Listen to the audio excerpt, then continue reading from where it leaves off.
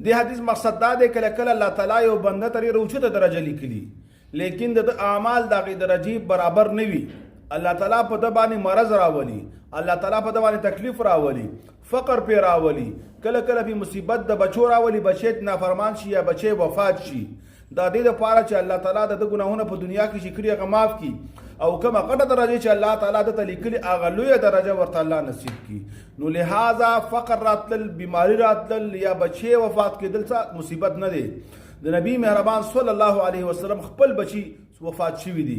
د نبی پاک علیه السلام ابتدایي تاریخ چې تاسو وګورئ چې الله تعالی بچی ورکړي دي او لږ لږ وخت پس الله تعالی هغه واپس ترې اخیستي دي. دا د نبی پاک علیه السلام هغه لوی شان ده چې بیا وګوري او تکلیفونو ته وګوري. نو لہذا که په دې زمانه کې په چا باندې مرض راغی، څوک د کینسر بیمار شو، څوک شوګر بیمار دی سخت، نور بیماری دي مختلفي، دا د دې علامه نه ده چې دا ګناهګار دی.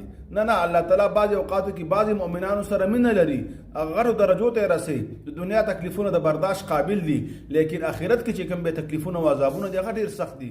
الله تعالی دې موږ د آخرت د عذابونو